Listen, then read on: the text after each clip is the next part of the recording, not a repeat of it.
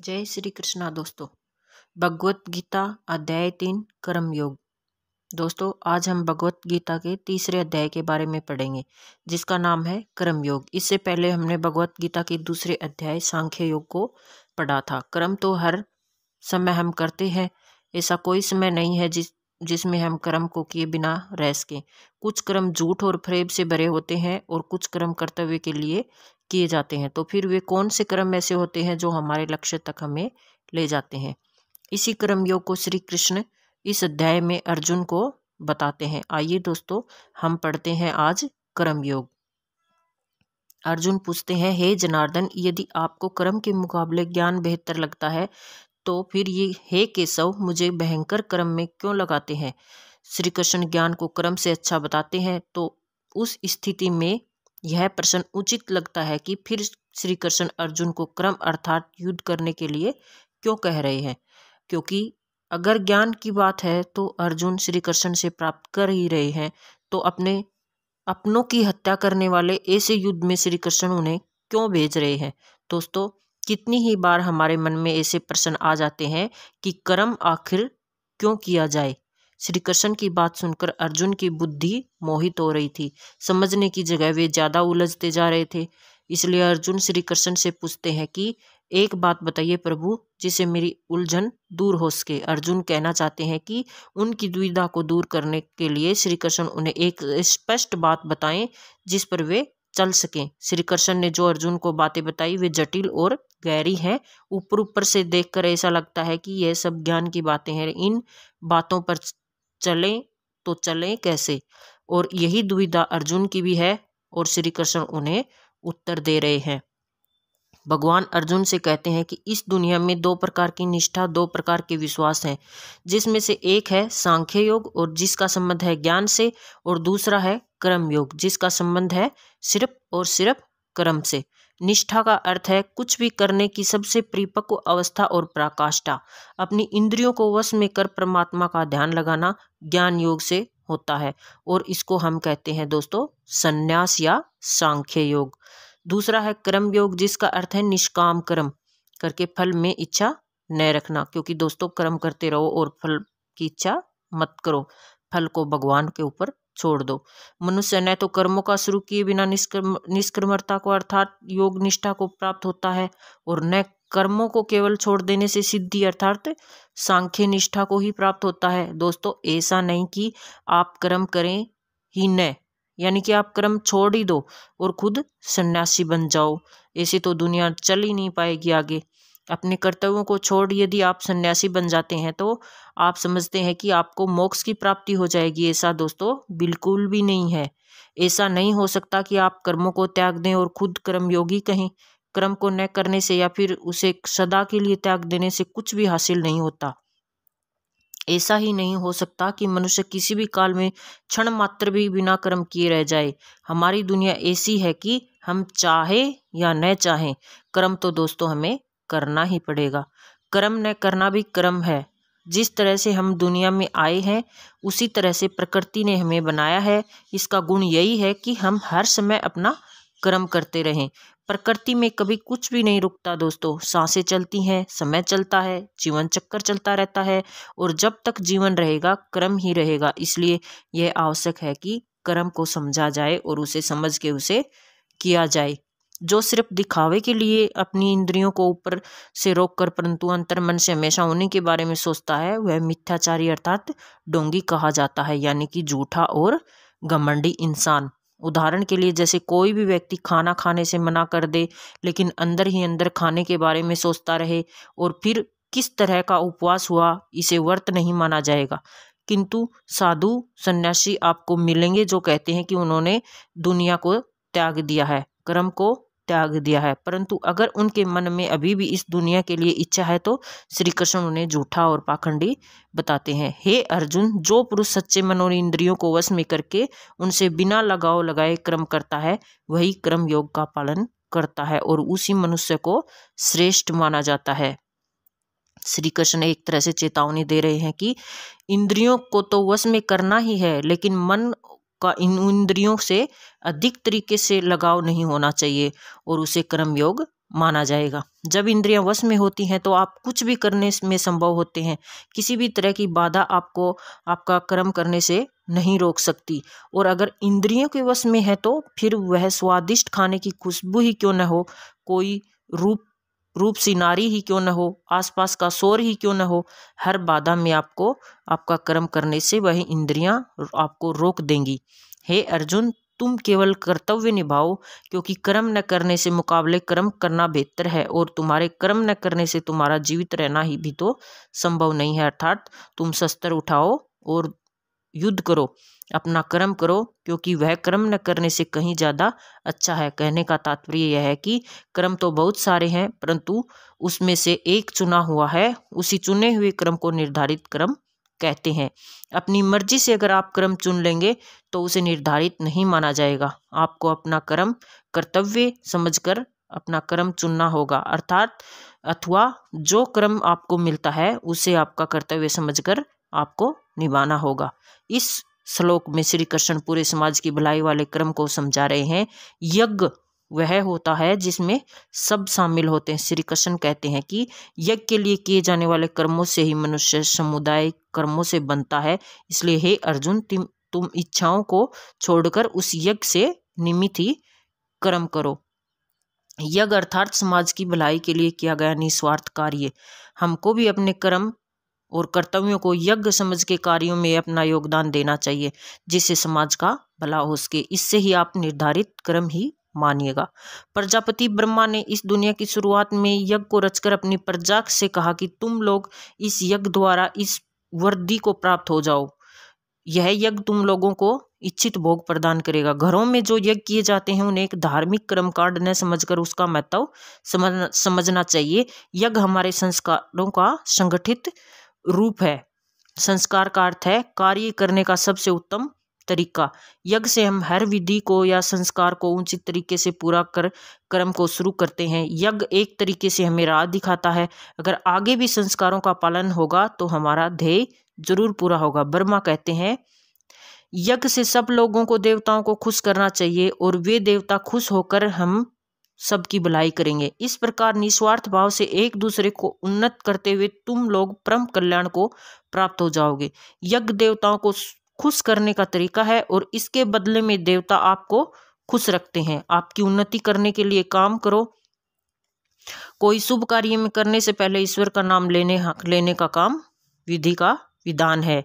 यही ईश्वर का नाम जब सही तरीकों या सही पद्धति के साथ किया जाएगा उसे यज्ञ कहते हैं। यज्ञ को अपने देवताओं के बीच एक माध्यम मान लीजिए, जिससे दोनों का संबंध अच्छा बना रहे मतलब बना रहता है और बन जाएगा। यज्ञ करके जब आप देवताओं की पूजा करते हैं तो आपके बिना मांगे ही आपकी सभी इच्छाओं को पूरा कर देते हैं। लेकिन जो यज्ञ नहीं करता और उस यज्ञ के देवताओं से प्रणाम नहीं करता लेकिन फिर भी उससे अपनी इच्छाओं को पूर्ण करना चाहता है, उन्हें चोर समझना चाहिए। कुछ करने से कुछ मिलता है और कुछ देने से कुछ मिलता है। बिना अगर चढ़ाए या बिना पूजा किए अगर कोई चाहता है कि उसकी इच्छा पूरी हो जाए, बिना कोई काम किए अगर सोचे कि उसका काम बन जाए, तो उसे बेईमानी या चोरी कहा जाएगा। यज्ञ से बचे हुए अन्न को खाने वाले श्रेष्ठ पुरुष सब पापों से मुक्त हो जाते हैं। जो पापी लोग अपना शरीर पोषण करने के लिए ही अन्न पकाते हैं, वे पाप को ही खाते हैं। हम क्या सिर्फ खाना खाकर जिंदा रहने और मृत्यु को प्राप्त होने के लिए पैदा हुए हैं? ऐसे जीवन का क्या मतलब दोस्तों? अपने जीवन का उद्देश्य हमें समझना होगा। इस ब्रह्मांड में हमें क्यों है, हमें ईश्वर का मोक्ष प्राप्त होगा या नहीं होगा, यह हमें समझना होगा। और वह समझने के लिए हमें यज्ञ और अनुष्ठान किए जाते हैं। जो लोग यज्ञ और ईश्वर को याद किए बिना सिर्फ अपने जिंदा रहने में लगे रहते हैं, उन्हें चोर समझा जाएगा।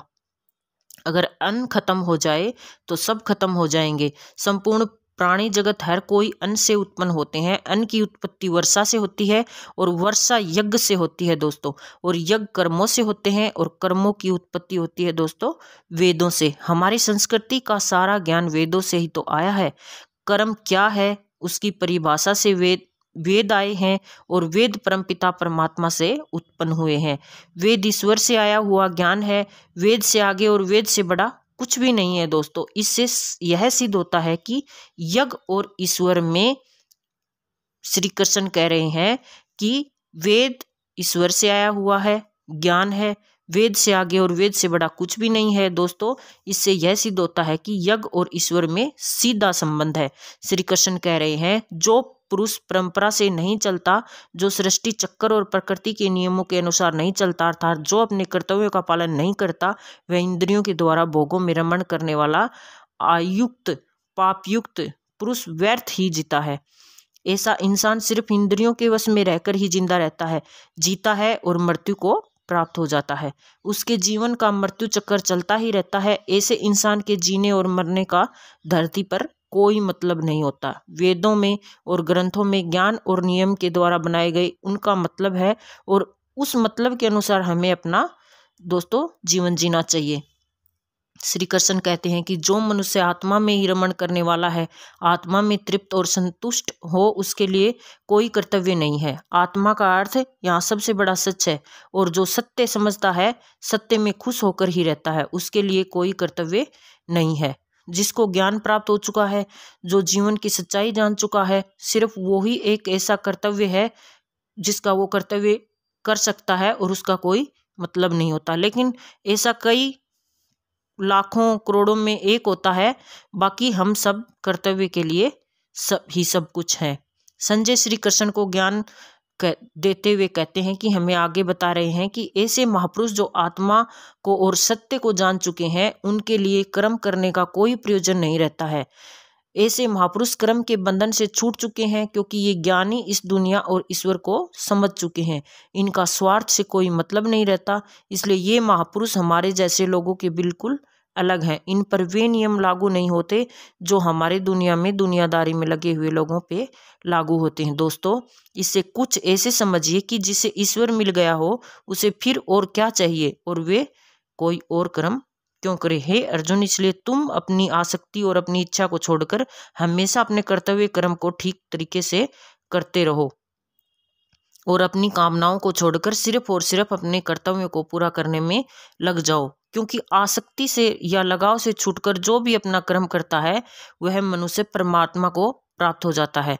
कर्तव्य की राह आसान नहीं होती। कितनी ही बार हम सबको लगता है कि सब कुछ छोड़कर आराम करें, देर तक सोएं, परिश्रम न करें, लेकिन उससे भी कुछ हासिल नहीं होता। दोस्तों, ऐसा श्री कृष्ण समझा रहे हैं। बहुत से ऐसे लोग हैं जो कर्म करते हुए भी परम सिद्धि को प्राप्त हुए थे। बहुत से ऐसे ज्ञानी महापुरुष तो ऐसे होते हैं जो आत्मा की सच्चाई को पहचान जाते हैं, लेकिन बाकी लोगों के लिए अगर उन्हें जीवन में कुछ करना है तो सिर्फ कर्म ही एक रास्ता है। अगर आप चाहते हैं कि आपके जीवन का कोई मतलब हो, जन्म लेना, जिंदा रहना, मृत्यु को प्राप्त हो जाना, इस बेकार जीवन से बचकर अगर आप कुछ करना चाहते हैं तो आसक्ति से लगाव से बचकर हमें अपना कर्म करना चाहिए और अपने कर्तव्य को पूरा करना चाहिए। श्रेष्ठ पुरुष हमेशा आगे चलता है और बाकी लोग उसके पीछे पीछे चलते हैं। इसलिए आपको यह फैसला करना है कि आप आगे चलने वाले हैं या सबके पीछे। श्री कृष्ण कहते हैं कि श्रेष्ठ पुरुष जो आचरण करता है, अन्य पुरुष वैसा ही आचरण करते हैं। वो जो कुछ प्रणाम कर देता है, समस्त मनुष्य समुदाय उसी के अनुसार बरतने लग जाता है। कहने का अर्थ है कि जो हमारे आदर्श होते हैं, हम उन्हीं का अनुसरण करते हैं। किसी भी क्षेत्र में ऐसे लोग होते हैं जो उसमें सर्वश्रेष्ठ होते हैं और पूरी दुनिया उन्हीं के जैसा करने की कोशिश करती रहती है। आदर्श एक होता है और उसके अनुसरण करने वाले बहुत सारे लोग होते हैं।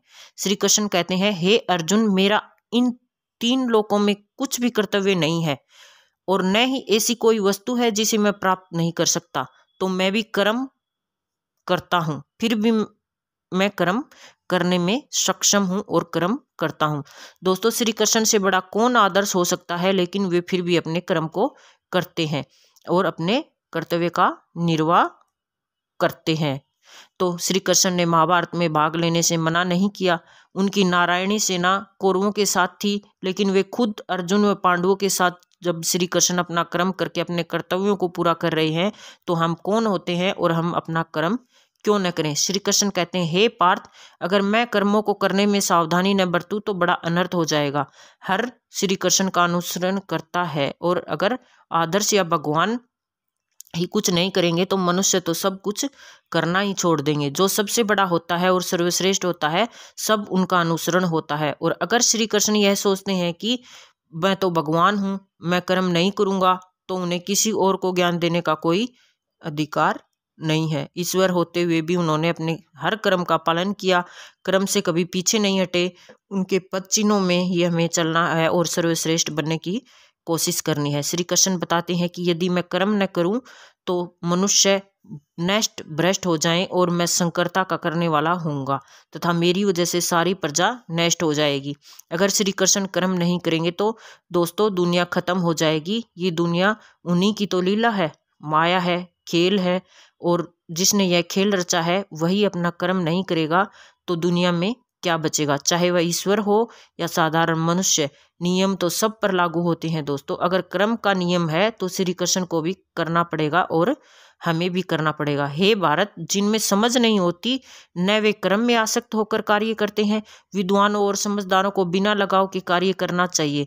क्या यज्ञ करने से हम ज्ञानी हो जाते हैं? कर्म को सही विधि से करने से हम ज्ञानी हो जाते हैं? नहीं, ऐसा नहीं है। हमें कर्म करना और उसमें आसक्ति या लगाव नहीं करना है, और ऐसा करना आसान नहीं है दोस्तों।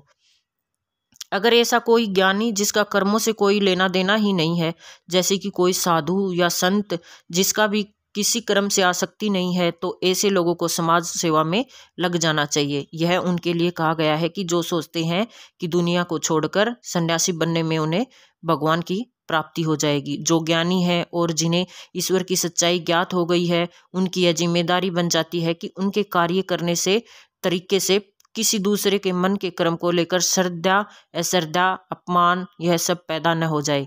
आप किसी ज्ञानी को देखकर सोच सकते हैं कि वे कुछ करते ही नहीं तो मैं भी क्यों करूं। इसलिए ये उन महापुरुषों और ज्ञानियों के लिए जरूरी है कि वे ऐसा उदाहरण सामने रखें जिससे हर कोई अपना कर्म करे और कर्तव्य करने के लिए प्रेरित हो। दोस्तों, यदि किसी साधु को देखकर सब लोग अपना परिवार छोड़ सन्यासी बन जाएंगे तो दुनिया नहीं चल पाएगी। अगर व्यक्ति की अपनी प्रकृति एक प्रकृति होती है और अपनी उस प्रकृति के अनुसार ही हम कर्म करता है, हर कर्म करता है मनुष्य, तो उस प्रकृति के गुण हिसाब से ही होता है। जिसके अंदर घमंड भरा होता है वह ये सोचता है कि मैं ही ये काम क्यों करूं, अर्थात करने वाला मैं ही हूं, और ऐसा सोचने वाला ज्ञानी कहा गया है। आप जो भी कार्य करते हैं उस कार्य को करवाने वाली आपकी प्रकृति होती है और आपके गुण होते हैं। कितनी ही बार ऐसा होता होगा कि गुस्से में आप कुछ ऐसा कर जाते हैं जो आप नहीं करना चाहते, वो आपको क्रोध आपसे करवा देता है। सोचिए और समझने की कोशिश करिए कि आपकी प्रकृति क्या है। यहाँ पर श्री कृष्ण ने बहुत ही गहरी बात कही है। सात्विक, राजसिक और तामसिक 3 तरह की प्रवृत्तियां होती हैं। फिर उनके गुण विभाग और कर्म विभाग होते हैं। इन्हीं गुणों की वजह से आप कर्म करते हैं दोस्तों। जैसे अगर तामसिक गुण रहेगा तो आप आलस या नींद या फिर उसी तरह के बुरे कर्म करेंगे। राजसिक गुण वाला हर बात में बहादुरी और शौर्य दिखाएगा, और जो ज्ञानी होते हैं वो यही गुण उनसे कर्म करवाते हैं। और हम सबसे ज्यादातर लोग जो ज्ञानी नहीं होते हैं वो समझते हैं कि सब कुछ वही कर रहे हैं। कर्म में लगे हुए ज्ञानियों को ये जानना चाहिए कि गुण ही उनसे कर्म करवाते हैं, वे खुद कुछ भी नहीं करते। और ज्ञानी इन सब बात को समझ लें तो ये उनकी जिम्मेदारी होती है कि वे अज्ञानियों को समझाएं कि कर्म ही उनका धर्म है, यानी कि जो हम कर्म करेंगे वही हमें मिलेगा। ज्ञानी अर्थात कि पहुंचे हुए लोग, ये लोग जान जाते हैं कि उनके अंदर के गुण आते जाते रहते हैं और बदलते रहते हैं, और इन्हीं के अनुसार उनके कर्म भी बदलते रहते हैं। इसलिए वे उन कर्मों को करने वाला खुद को भी नहीं मानते, वे बस कार्य करते हैं और बाकी सब ईश्वर को सौंप देते हैं। और हमें भी कार्य करके सब बाकी ईश्वर पर छोड़ देना चाहिए। श्री कृष्ण अर्जुन से कहते हैं कि तुम मुझ अंतर्यामी परमात्मा में सारे कर्मों को अर्पण कर दो, आशा को छोड़ दो, ममता को छोड़ दो, दुख के सारे दूर करके युद्ध करो। दोस्तों, अपने सारे कर्मों को अपने भगवान को सौंप देना चाहिए। कोई आशा, कोई ममता नहीं रखनी चाहिए, कोई दुख नहीं, कुछ भी भाव नहीं होना चाहिए। तुम जाओ और बस युद्ध करो, इसी को आप सफलता का सार मान लीजिए। जीवन का लक्ष्य मोक्ष प्राप्त करना है। जीवन और मृत्यु के चक्कर में बचना निष्काम कर्म का अगला कदम वही होगा। श्री कृष्ण यही कहते हैं कि जो मनुष्य दोष दृष्टि से रहित और श्रद्धा युक्त होकर मेरे इस मत का सदा ही अनुसरण करेगा वह सारे कर्मों के बंधन से छूट जाएगा। जो भी कोई सुख दुख और मोह माया को छोड़ अपने कर्म को मुझ में अर्पण करता है और कर्म को सच्चे मन से करता है, वह कर्म के सारे बंधनों से छूट जाता है। और कर्म के बंधन से छूटने का अर्थ है जन्म और मृत्यु के चक्कर से बच जाना। श्री कृष्ण कहते हैं कि कई लोग घमंड करके खुद को बहुत बड़ा समझने लगते हैं। उन्हें लगता है कि वही सब करते हैं, सब कुछ वही करते हैं। उन्हें नहीं लगता कि उन्हें अपना कर्म भगवान को अर्पण करना चाहिए। ऐसे लोग अपने झूठे ज्ञान में ही मस्त रहते हैं। श्री कृष्ण उन्हें मूर्ख बताते हुए उनसे दूर रहने की सलाह दे रहे हैं। आपको अपने चारों तरफ कई सारे घमंडी दिख जाएंगे जिन्हें लगता है कि वे कुछ गलत नहीं कर रहे हैं। अपने धन और घमंड के अहंकार में वे किसी बात को नहीं सुनते।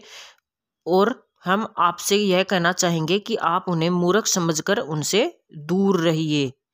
सभी प्राणी प्रकृति को प्राप्त होते हैं, अर्थात अपने स्वभाव से मजबूर होकर कर्म करते हैं।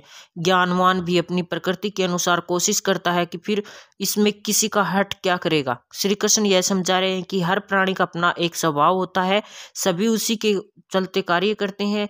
जो ज्ञानी है, जो सब कुछ जानते हैं, उनसे भी कार्य अपनी प्रवृत्ति ही कराती है। इसमें किसी का हट और जिद भी नहीं कर पाएगी। अगर आप कोशिश करेंगे कि किसी भी प्रकृति उसकी प्रवृत्ति विरुद्ध काम करवा ले तो आप सिर्फ अपना समय ही व्यर्थ करेंगे।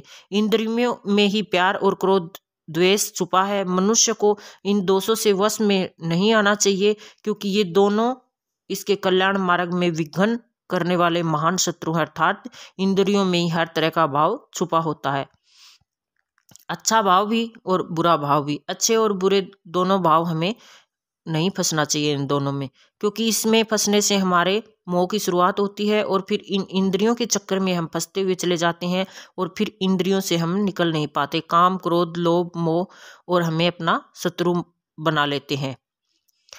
श्री कृष्ण कहते हैं कि अच्छी प्रकार आचरण में लाए हुए दूसरों के धर्म से गुण रहित अपना धर्म अति उत्तम है। अपने धर्म में तो मरना भी कल्याणकारक है और दूसरे का धर्म भय को देने वाला होता है। हर किसी को अपना कर्तव्य, अपना कर्म और अपना धर्म ही करना चाहिए। श्री कृष्ण कहते हैं कि यदि अपने धर्म के लिए मरना भी पड़े तो अच्छा है, लेकिन किसी दूसरे के धर्म को स्वीकार कभी नहीं करना चाहिए।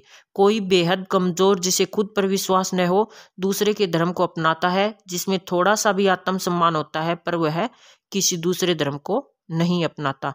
अर्जुन कहते हैं कि हे कृष्ण, फिर भी मनुष्य खुद न चाहते हुए भी जबरदस्ती किस बात से प्रेरित होकर पाप का काम करता है। दोस्तों, यहाँ पर अर्जुन एक अच्छा सवाल श्री कृष्ण से पूछते हैं, क्यों मनुष्य श्री कृष्ण को बताए रास्ते के अनुसार नहीं चल पाता, क्यों वह पाप के रास्ते पर चला जाता है।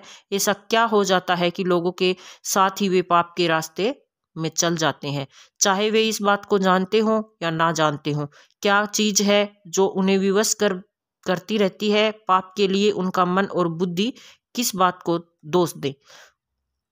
श्री भगवान कहते हैं कि रजोगुण से उत्पन्न होता है काम और काम से निकलता है क्रोध, अर्थात गुस्सा। काम या क्रोध कभी रुकता नहीं, हे अर्जुन, बस बढ़ता ही रहता है। इसको अपना सबसे बड़ा शत्रु मानना चाहिए। श्री कृष्ण बताते हैं कि पापी आखिर पाप किस कारण करता है, किसी के पाप करने की वजह क्या होती है? वजह है रजोगुण। इसी के कारण काम, क्रोध, द्रोह, द्वेष जैसे भाव उत्पन्न होते हैं और जो पाप की वजह बन जाते हैं। इन्हीं द्वेषों को श्री कृष्ण शत्रु बताते हैं। इन भावों के मन में आते ही आपको समझ जाना चाहिए कि आप पर शत्रु हावी हो रहा है और आपको रोकने के लिए उसकी जरूरत है। जिस प्रकार धुएं से आग और धूल से दर्पण ढका हुआ है, जिस प्रकार जेर से गर्भ ढका रहता है, वैसे ही उस काम द्वारा हमारा यह ज्ञान ढका रहता है। राख जलती रहती है और उसके धुएं में आग छुपी रहती है। शीशे में अगर धूल हो तो चेहरा साफ दिखाई नहीं देता। उसी प्रकार से जो काम, क्रोध जैसे विकार, ये जो कमियां हैं, ये हमारे अंदर मौजूद ज्ञान को छुपा के रखती हैं। सब कुछ हमारे अंदर है, बाहर कुछ भी नहीं है। ये कमियां हमारे अंदर के ज्ञान को छुपा पूरी तरह से हमें पाप में विवश और उत्साहित करती हैं। इसलिए श्री कृष्ण इन्हें शत्रु बताते हैं। हे अर्जुन, अगर ऐसी आग है जो कभी बुझती नहीं, इस आग का मतलब काम है और इसी काम से मनुष्य का ज्ञान ढका हुआ है। भोगों से कभी कोई तृप्त नहीं हुआ है। पैसा अगर कमाया है तो और कमाना है, खाना अगर खाया है तो और खाना है। भोगों का कोई अंत नहीं होता, बल्कि ये भोग मनुष्य का अंत करके ही मानते हैं। जैसे अगर आग को अगर ईंधन मिलता रहे तो वह कभी नहीं बुझती है। अब जब आप इन भोगों को आप बढ़ाते रहेंगे तो ईंधन की में डालते रहो, ये जलती रहेगी। काम, क्रोध, मद और लोभ, इन सब को नियंत्रण रखना इस आग को बुझाने का एक सबसे बड़ा रास्ता है। श्री कृष्ण अर्जुन को समझा रहे हैं कि इंद्रियां, मन और बुद्धि, ये सब इसके घर कहे जाते हैं। ये काम इन मन, बुद्धि और इंद्रियों द्वारा ही ज्ञान को ढक के जीवात्मा को मोहित करता है। काम, क्रोध जैसे विकार, कमियां इंद्रियां, मन और बुद्धि में रहते हैं और ये इनके घर के हैं जहां निवास होता है। घर में रहकर ये कमियां घर के मालिक को मोहित कर उसे खत्म करने की कोशिश करती रहती है। कुछ अच्छा देख मन में लालच आता है, काम पूरा न होने पर क्रोध आता है। इसी तरह ये कमियां हमारे दिमाग पर नियंत्रण करना शुरू कर देती हैं और हम हमेशा इनके वश में रहते हैं। हे अर्जुन, तुम पहले इंद्रियों को संयमित करो। इस ज्ञान और विज्ञान का नाश करने वाले महापापी काम के कुछ करके बलपूर्वक मार दो। श्री कृष्ण अर्जुन को सलाह देते हैं कि इससे पहले कि ये काम, क्रोध, शत्रु तुम पर कब्जा कर ले, तुम अपनी इंद्रियों को वश में कर लो, करके अपने काम, क्रोध और को मार दो। ये काम और क्रोध ही जो हमारे अंदर ज्ञान को खत्म कर उसे शंका भरते हैं, हमें हमारे रास्ते से भटकाते रहते हैं। कितनी ही बार आपको लगता होगा कि काम करते हुए जो सो जाएं वह आपको अपनी इंद्रियों को वश में करना होता है।